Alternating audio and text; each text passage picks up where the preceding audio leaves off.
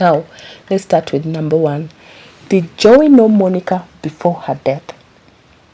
Honestly, I'm not sure why Jowie would lie about this, because it should have occurred to him that it would have been very easy to prove that he knew Monica, because first of all, there was a video retrieved from his own phone that he had taken of Monica, himself, and Monica's brother having meat and drinking some beer in Monica's house.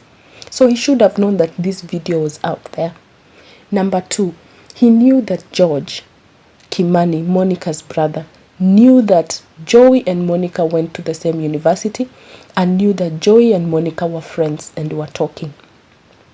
George Kimani, Monica's brother, had also produced to court screenshots of messages sent to him by Monica, and the screenshots were messages between Monica and Jowie. This number was confirmed by Safaricom officials that number actually belonged to Jowie.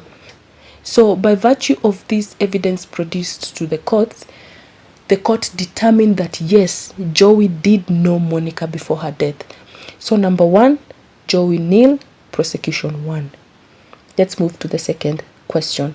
Did he steal and use a fake ID card to access Lamurai Gardens apartments? Now here, the evidence is mostly circumstantial, and I'm going to talk about circumstantial evidence later in this video and its application in this case, as the court had put it in the judgment.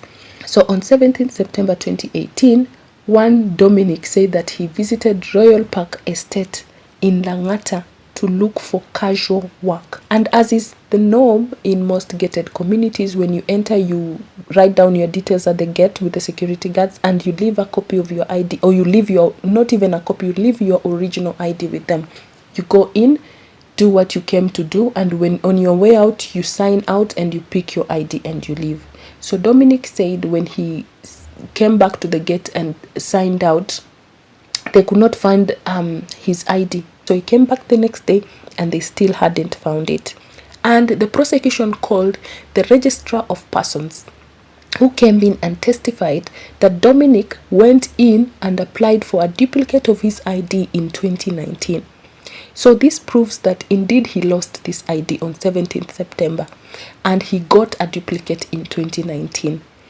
And this same Royal Park Estate in Langata, where Dominic lost his ID, is the same place where Jackie and Jowie were living.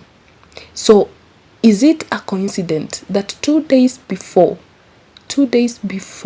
Monica's murder, Dominic loses his ID at the gate of Royal Park Estate in Langata, and then on 19th September, 2 days after, a person with Jowie's description, or Jowie himself, since he was picked out from the identification parade by the security guard, Jowie shows the security guards at Lamurai Gardens apartment the ID of Dominic and identifies himself as Dominic and says he's coming in to apartment number 8 to see Monica Kimani, and he actually leaves his details at the gate as Dominic. So is it a coincidence? Please ask yourself. The court determined that no, this was not a coincidence, and actually Jowie had planned to carry out this murder, and stealing Dominic's ID was part of his plan. So number 2, did he steal and use a fake ID to access Lamurai Gardens apartment? The court ruled yes. So number 2, prosecution 1, Jowie nil. So we are moving on to the third question. Did his clothes implicate him in the commission of the offense? Here, there are 5 people who saw Jowie with the same clothes on that particular day of 19th September 2019. Remember, this is witness testimony. It is very difficult to disapprove first-hand witness testimony unless you can somehow convince the court or prove to the court that that witness is of bad character and is therefore untrustworthy, and the court should therefore disregard their testimony. So first-hand witness accounts, this is very important in cases. And in my opinion, that is what fixed Jowie in this case, because most of the evidence produced was first-hand witness accounts, and the witnesses actually came in to testify against him under oath. So on this particular day, regarding his clothing, the first person to see him was the house help, Pamela. Second person was Jennings Orlando, his friend, with whom they were supposed to open a security firm with. Third person was the security guard at Lambrai Gardens apartment. Fourth person was Lee Owens, that is Monica's friend, who had come to pick a number plate from Monica. And fifth person was Chelegat, that is Jackie Maribe's friend. So let's start with number one, Pamela, the house help. She testified to court that on that particular morning, Jowie left the house wearing a maroon cap, a white shirt, and brown trousers. And he was carrying a brown shorts, sorry, not trousers, a brown short, a pair of brown shorts. And he was carrying a small bag. Then the second person to meet him that particular day was Jennings Orlando, his friend with whom they were planning to start a security firm with. They met at Roadhouse Grill, and Jennings testified to the court that he was wearing a maroon cap, a white shirt, and a pair of brown trousers. Then later on that night, Jennings said when they departed from each other at 8:30 p.m., Jowie took out a kanzu from the small bag that the house help said he was carrying and put it on top of the shirt and the pair of shorts. So he said when Jowie left the car, he left dressed in a kanzu, and he told him he was going to see a friend that had just arrived from South Sudan. And then the third person to see Jowie that night was the security guards at Lambrai Gardens apartment when he gave the fake ID, stating that his name is Dominic. And the security guards said they saw him wearing a maroon cap and a white kanzu. The fourth person to see him that particular night was Lee Owens, Monica's friend, who said that he arrived at Monica's house at 9 p.m. because the 9 o'clock news was on, and he stayed for an hour. And when he was there, he saw Jowie, and Jowie was wearing a maroon cap and a white kanzu. And when he left Jowie there. So these are all first-hand witness testimonies or witness accounts that are all collaborative. They agree with each other, because the second witness, that is Jennings, said he collaborated the evidence of the first witness, who is Pamela, who is the house help, who saw him leave the house. He said he wore a maroon cap, a white shirt, and a pair of trousers, brown trousers. The evidence of Jennings and Pamela are the same. And Jennings also said that he changed into a white kanzu. So he was now wearing a maroon cap and a white kanzu. This testimony was collaborated by the security guard at Lambrai Gardens apartment and also Lee Owens at Monica's house. So you see, it matches. And then Lee also says when he came back, he changed from his kanzu before they went to Club 4040, where they met Chelegat, who also said when she now saw Jowie, he was wearing a maroon cap, a white shirt, and a brown pair of trousers. So these very same trousers were found in Jowie and Maribe's house, and they had Monica's blood on them, which is DNA evidence. The kanzu was not found because he allegedly burnt it, and the burning was proven again by first-hand witness statement accounts, which I repeat is very difficult to disprove. This first-hand witness statement account came from Brian Kasaine, their neighbor, who said that in the wee hours of the morning of 20th September 2019, he called him on a WhatsApp call and asked him for paraffin to burn something. And when the police visited the site, they found pieces of the white kanzu, partially burnt. So on this question on did his clothes implicate him in the commission of the offense, the court answered yes. And therefore, on this question, again, it is Jowie 0, prosecution 1. Was he in Monica's house that night, and was he the last person to be seen with Monica. Now, again, witness testimony fixed Jowie. Testimony from Lee Owens, who said that he came into Monica's house at 9, found Jowie there wearing a white kanzu and a maroon cap, and left him there 1 hour later. And also the security guard at Lamrai Gardens apartment, who said that he was the last person to visit Monica that night, and when he left, no one else came in. Jowie, tried to disprove this evidence as being the last person seen with Monica, and said that there were several people, male companions, who visited Monica that night, and also said that there were a non-male DNA evidence found on the straps of the ropes tying up Monica. And the court dispelled this in this way. The court said that it would be a different case if the unknown male evidence was found on Monica's body or inside Monica's body. Because it was found just on the straps, it does not prove anything. It only proves that there was someone else in Monica's house, which we already know because it is said by multiple people that Monica had at least 3 guests that particular night. So any of these unknown males might have touched the straps at some point during that night. It doesn't necessarily mean that they were involved in the murder. So the court disproved that piece of defense from Jowie like that. But then the court also added on the doctrine of last seen alive, and she quoted case law to support this doctrine and to support her use of this doctrine in this case and in this judgment.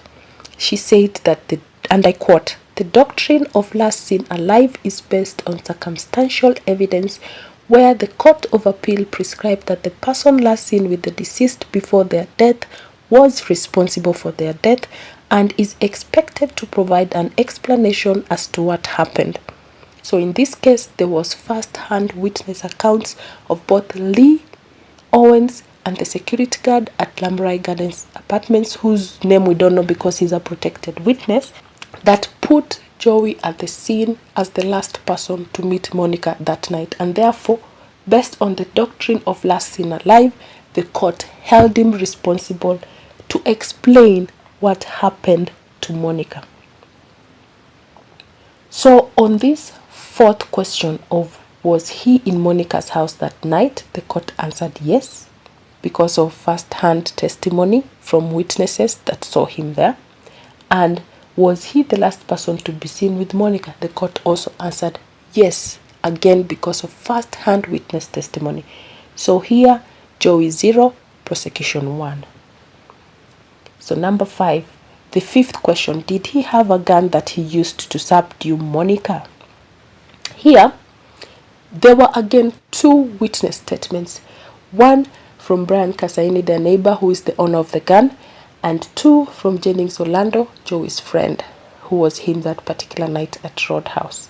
So Brian Kasaini told the court that Jowie had borrowed the gun several times before and always returned it on time. But a few weeks before the murder, he had borrowed the gun to go to practice shooting at a shooting range, and he was supposed to return it a few days later, and he didn't. So during the night of 19th September 2018, he testified that the gun was not in his possession but was still with Jowie. And this is actually true, proved, because the next day on 20th September, Jowie actually shot himself with the same gun. So which means he was in possession of that gun, even on the night of 19th September. And then Jennings also said that when they were in Maribe's car and he changed into a kanzu, he took a gun out of the glove compartment of Maribe's car and took it with him to see Monica. So the court concluded that he must have used the gun to force Monica or to subdue Monica and to make it easier for her to follow instructions and be tied up and then eventually to kill her silently. So on this question of did he have a gun that he used to subdue Monica, the court answered yes. And therefore, here again, prosecution 1, Jowie nil. So we are moving on to the next point. Point 6. Was he positively identified in the identification parade?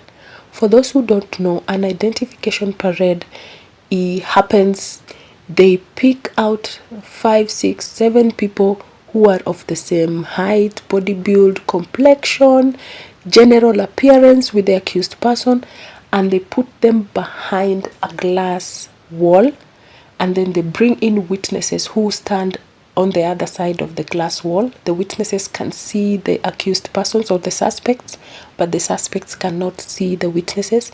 And then they have the witnesses choose from the identification parade the person that they saw commit that crime, maybe against them or against some other person. So an identification parade was carried out for Jowie. But there are rules that you must adhere to when conducting an identification parade. The people that the police bring in to stand in line with the suspect or the accused person must be of the same general appearance with the accused person. The accused person should not be standing out from the lineup. There should be nothing that would make him stick out from the group and make a witness pick him out of the lineup or point to him. Also, the identity of the suspect or the accused person must not be disclosed to the witness prior to the attendance of the lineup or the identification parade. Jennings Orlando was shown a picture, or had seen rather, a picture of Jowie before conducting or attending the identification parade, and the court therefore ruled that this might have helped him to easily and quickly pick out Jowie from the lineup. Jowie was in a sling. Remember I told you the lineup should contain people who are of the same general appearance. The police in this case should have either removed Jowie's sling because his arm was in a sling because he has shot himself, or give everyone else in the identification parade a similar sling. But I'm guessing it will be easier to just remove Jowie's sling. So this was distinguishable. Based on these 3 facts and these 3 mistakes made by the police, the court ruled that the identification parade conducted by the police on Jowie was not done in accordance to the law and was not properly conducted. For the last point, the 7th one, has the prosecution given adequate evidence to court to conclude Jowie's guilt? Here the court looked at everything from start to finish. According to the court, the prosecution proved beyond reasonable doubt, because they were supposed to prove beyond reasonable doubt, not beyond a shadow of a doubt.